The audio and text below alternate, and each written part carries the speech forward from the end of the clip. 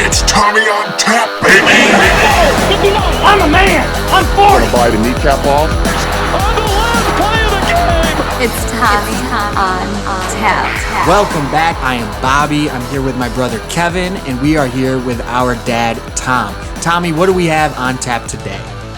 Well, we're going to put a final close to Super Bowl 56, discussing our feelings about that now that we've had time to look into it. And then we're going to discuss that nasty NIL stuff, the name, image, likeness that's going on in college football. All right. Well, let's kick this off then. Now that we've had a couple of days to watch some replays, go through the stats, and kind of hear what other people are saying about the game. Tom, what are your final takeaways from the Super Bowl? Well, I'll start just with my predictions, man, where Tommy was right or Tommy was wrong. I was way wrong on the score. A tight game, but the score just was not where it was at. I should have looked closer at their previous couple of games in the playoffs where, when they played Tennessee and they played Kansas City, they played it tight to the vest. They wanted to have a chance to win the game, and, Zach Taylor, hell of a job, man. They with 6 minutes to go in the Super Bowl, the Cincinnati Bengals are winning by 4 points, and he gave them a great chance to win. Yeah, Kevin, what do you think about the way that the game was called on both sides, with the way Zach Taylor managed it and the way that Sean McVay responded to that game plan? Yeah, I thought both coaches seemed to call a pretty good game. I don't really want to second guess them. They're the experts in their team and their system that they ran. I didn't see anything that seemed grossly that took me, kind of gave me a thought of like, what the hell is that guy doing? I thought they seemed to call good games. Both teams were in a position to win it at the end, and that's kind of all you can ask for, I think. We did talk about a little bit in our kind of hot take. We discussed maybe the Bengals should have come up with some more unbalanced line calls to try to do something in the second half to negate the pressure that the Rams were getting. And I think, Dad, in your initial discussion about what you thought would take place, obviously before we watched the Super Bowl, you expected some more perimeter game, like screens on the edge and maybe some more traditional screens, and we didn't see that at all either. Those are all kind of things that could have slowed down the pass rush, so that's something that I think perhaps the Bengals could have done a little better. Sure. Tom, also getting on the game plan, what did you think about that call to go for it at midfield by the Bengals? Do you like being aggressive in the Super Bowl? Do you think that hindsight's 20/20? And oh, absolutely. I mean, if you get it right, you're great. If you don't, I think in hindsight, it was a game changer. I mean, the Rams got 1 first down in their first possession, 3 more plays, and they punted the football. The Bengals got up near midfield, and just if they're going to play this game tight to the vest and try to slow this game and make it a game where it's going to be close, that would have been a big thing for me, because that touchdown, Rams struck first and they really took the momentum.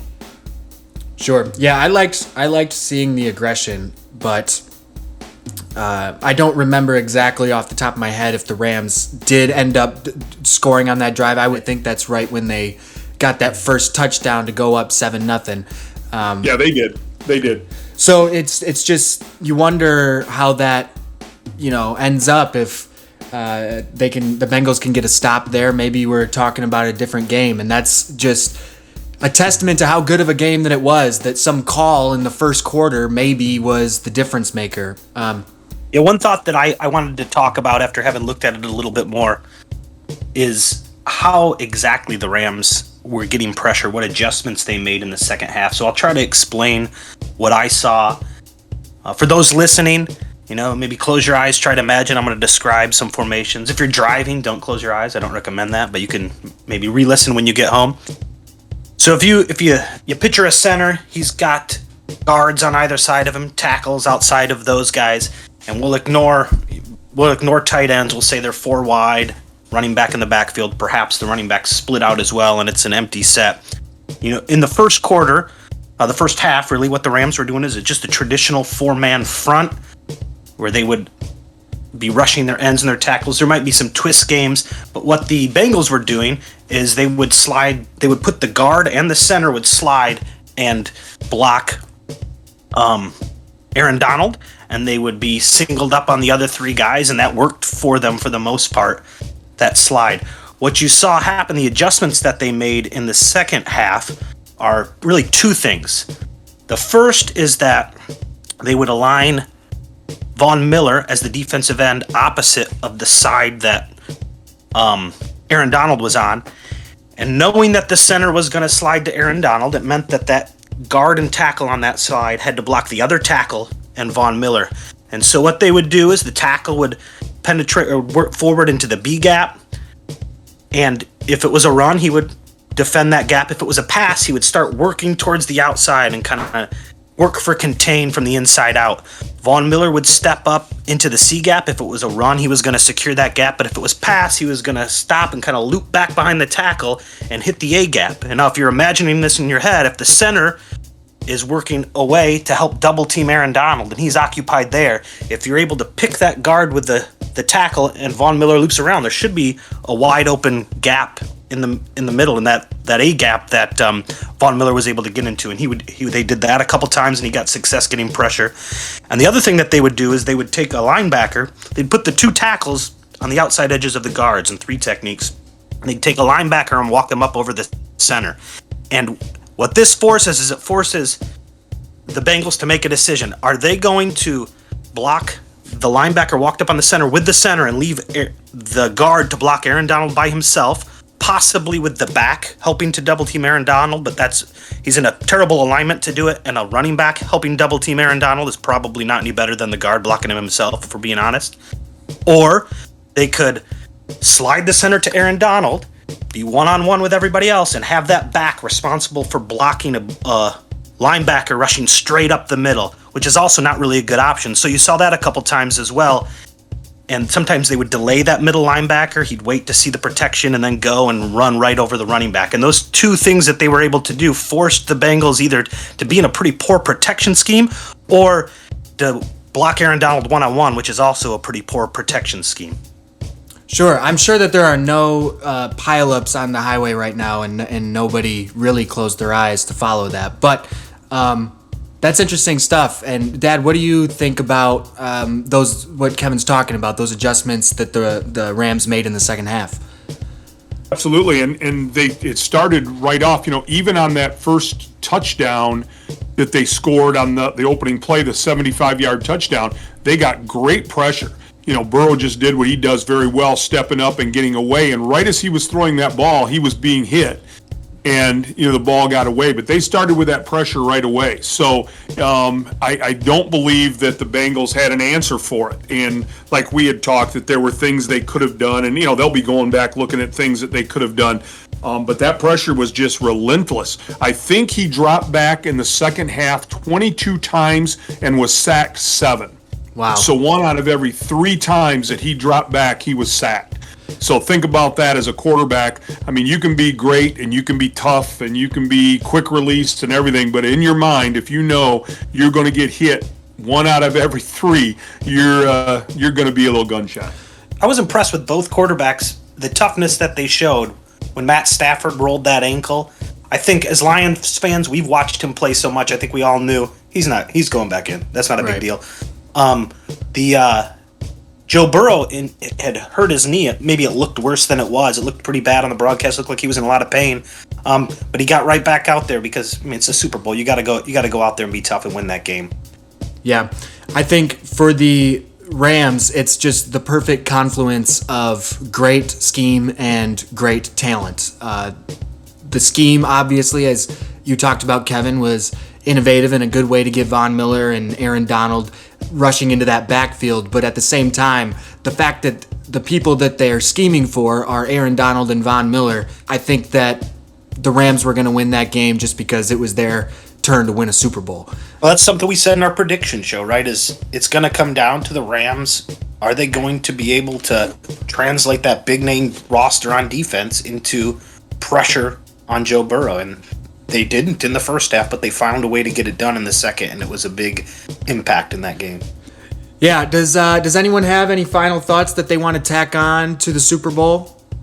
Just that it was a great game, and I do think after watching it, there's the one play, and Bobby, you sent a picture to me, and I've seen some video of it, but when you watch Matthew Stafford look at the under coverage, and throw to the over route.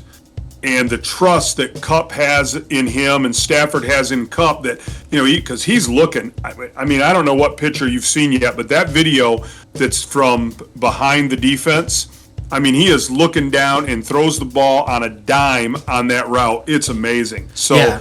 I mean, the takeaway of that, and then the other thing you sent, Bobby, in closing, you sent the audio of Sean McVay on the sideline on those last couple of plays, and the way he called, the big play that Aaron Donald was going to make is pretty telling also. Just the whole way the Rams do business. It was pretty impressive.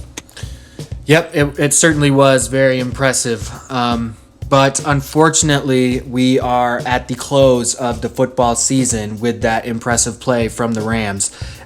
So all that we have to talk about going forward now is less scheme, less predicting, and more just criticizing, right? So let's segue into name, image, and likeness in college football. Tom, you have told me you would like to go last. I am expecting the crazy old man get off my porch rant. So, Kevin, you could tell by his intro that he's a huge fan of it. So yeah, be good. This NIL crap, I think, was his quote. So, Kevin, what are your thoughts on name, image, and likeness, and what it does for the sport? I don't think there's any way that you can regulate a person's ability to make money based on their own self.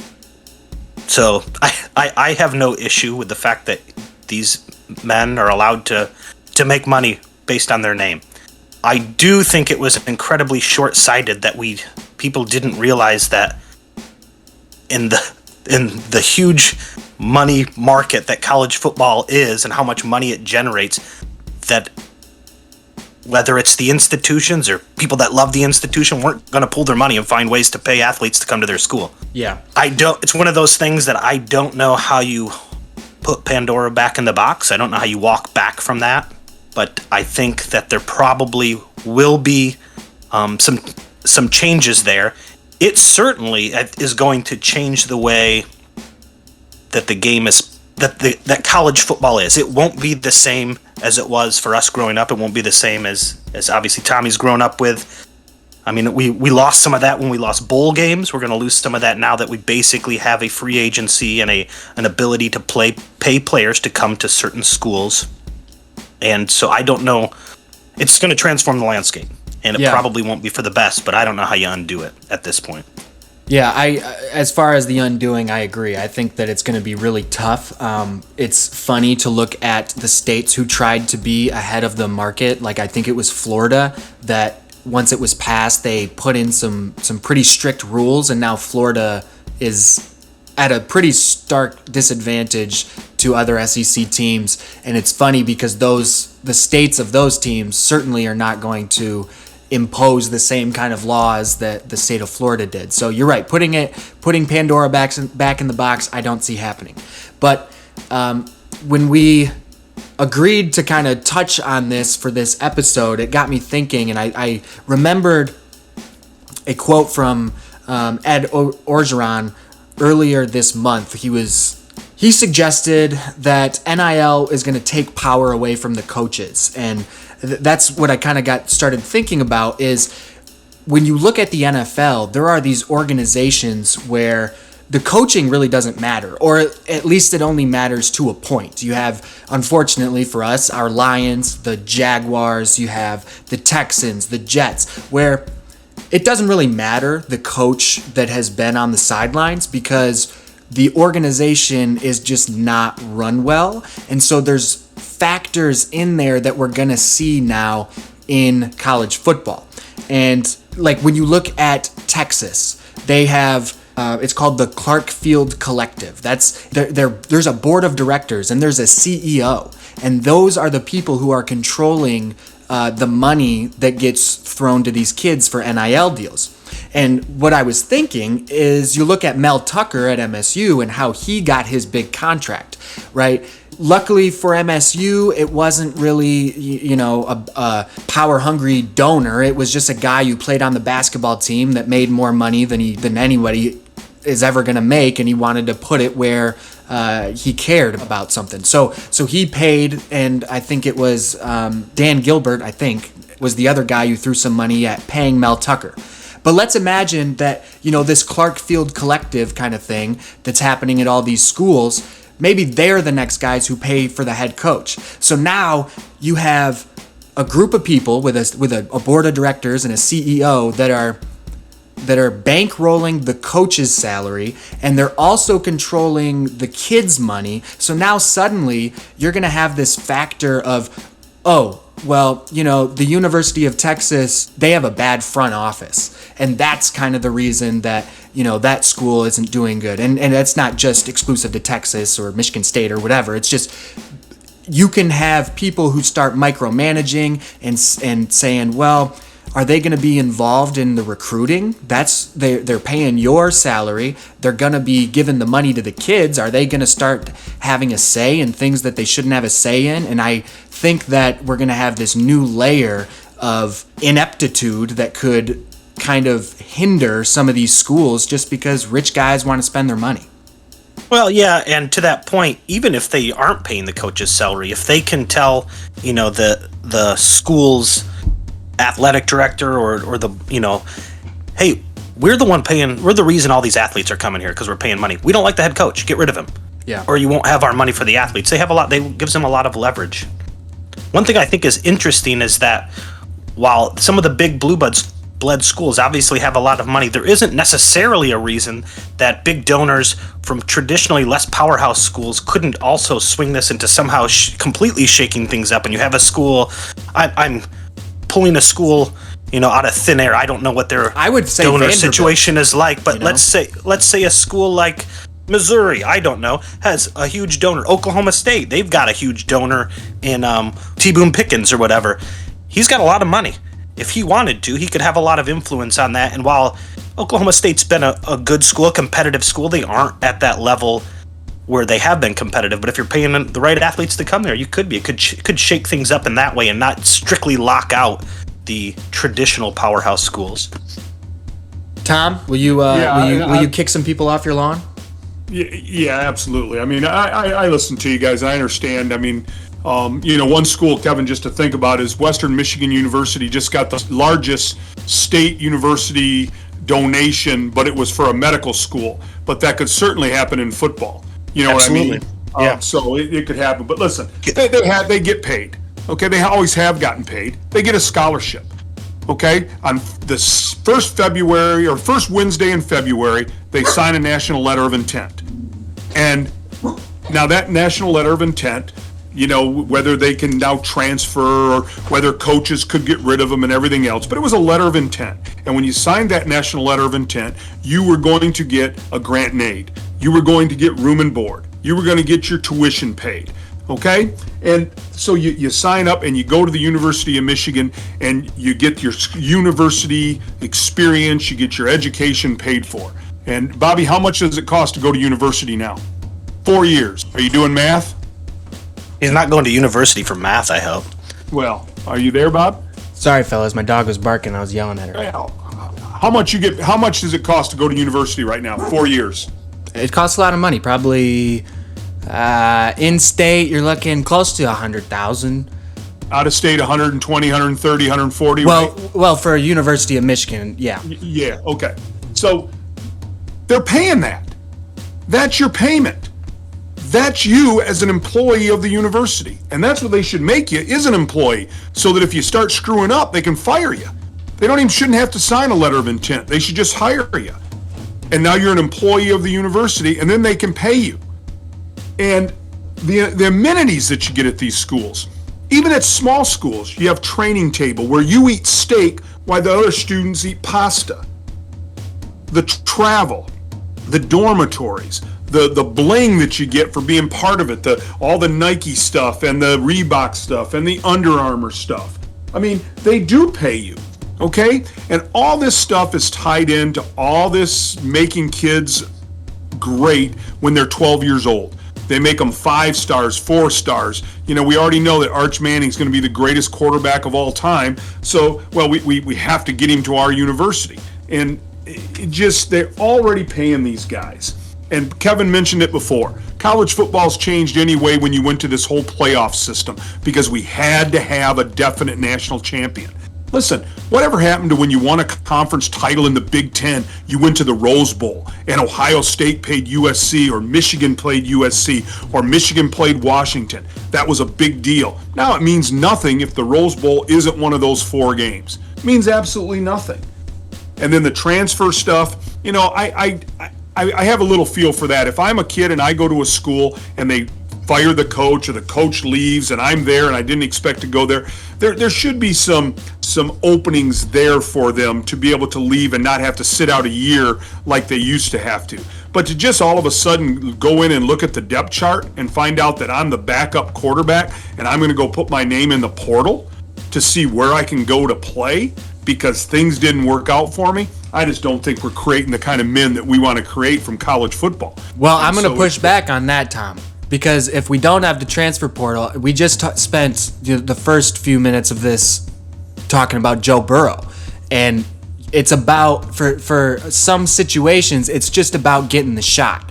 And Joe Burrow clearly deserved to have the shot, but I forget who exactly was ahead of him at Ohio State that year, but I think in some situations it's less about Barrett. Was it Barrett? It's less about the men that we're creating, and I think a lot of it is what you're saying. It's a lot of cornerbacks and outside linebackers. On that first Wednesday in February, he chose to sign with Ohio State, and he knows other guys are there.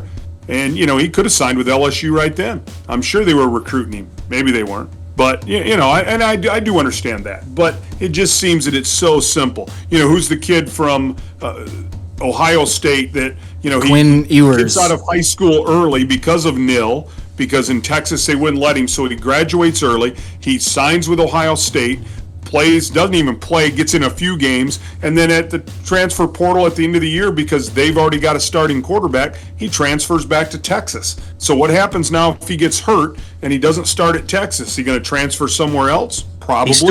He's still collecting that NIL. He's done pretty well for himself. Absolutely. I think a couple thoughts on it, based kind of on what you've said there. One of the big things I think that we need to keep in mind is we are assuming that the NIL is going to draw. We've seen it draw talent. We assume now that talent is going to stay at that school and not immediately. Like they probably are going to transfer again. They get their money. Doesn't matter if you're successful or if you play. You're getting money because you signed with the school. You try if it's not working out for you, the going gets tough. Transfer again and sign another NIL deal. Just like we talked with that Ohio State, now Texas quarterback. Yeah. I also think that when you're paying people to come there, like you just mentioned, how are we developing these young men? We're not developing them to be resilient or strong. It's not going to work out in the long run for Texas A&M and Texas and any of the other schools. Those are the two I'm choosing to call out. It's not going to work out in the long run for you. You're paying a bunch of mercenaries to show up. The moment things get tough or they don't like that you yelled at them or something doesn't work, they'll leave. And you're not going to be successful. You can't take a bunch of talent, throw it on a field, and win games. You got to have some chemistry, some teamwork, and some ability to be resilient in the face of adversity. And they're not going to have that. I think in the long run it's going to backfire, and these schools spending a bunch of money every year, they're going to say Texas is back, baby, and every year they'll be just as trashy as they have been for the past 5 or 10 years, because this isn't going to solve the problem. Throwing money at it isn't going to solve the problem. And I think final thing, go ahead, Bob. Well, just to kind of put something small on that point, I think that these organizations that are arising, that are affiliated with all these schools, are going to realize that. I think right now we're at the frontier of it, and so everyone's throwing their money. But I think once they start to realize that these kids are going to transfer out of here, these are business people. They don't have this money for no reason. It's a bad investment. It's a bad investment, and we're maybe going to see different structures. If you stay all 4 years, you get your money. If different things like that. These guys are going to kind of learn lessons, and that's what happens when there's a new market. And this is a new market, and the smart people will be smart, and eventually, we'll figure it out a little bit. But yeah, what was the point that you were going to make before I interrupted you? Well, a couple of them. One is I'll be a devil's advocate to Dad's argument. These guys are already getting paid. Certainly, they were. They were getting paid before in the benefits that they received. But have you ever wanted a raise and your boss said you're already getting paid? I'm not going to pay you more just because you think you're worth more. You might leave and go to another place that will pay you more money. Their market value is worth more than their scholarship, clearly, because people are willing to throw all this money around. People with money are willing to pay them more money. So a little devil's advocacy there. The final thing, and to your point about the college game is not going to be developing the kind of men that we want to develop. You're right, it's not. That's gone. It's gone. High school football is where you can still have that last bastion of what football used to be in America, where you can teach people about hard work and perseverance, and there's nowhere else to go. So you committed to this team. Let's see it through, and let's develop you over the next few years. That game, that's a memory gone. It's not coming back to college football, as sad as that is. Amen. Hey, Tom, so it's only right that we let you close the tab and rebut everything that we just said to you. What are your final thoughts on NIL? I'm pretty obvious on it. I think that the scholarship was enough, and I think a bunch of people got involved and decided there was all this money being made by the NCAA, and these poor children were being victimized and used, and it's just a bunch of garbage.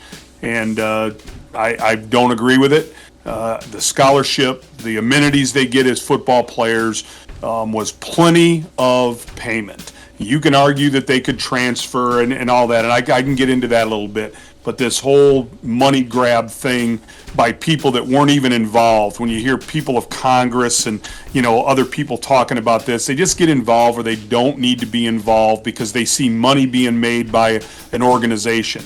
The NCAA is incompetent in a lot of ways, but just scholarship was enough for me. I hate seeing it, and like I said, get off my porch and leave me the hell alone, and let me go back to watching Bo and Woody and the football the way it's supposed to be.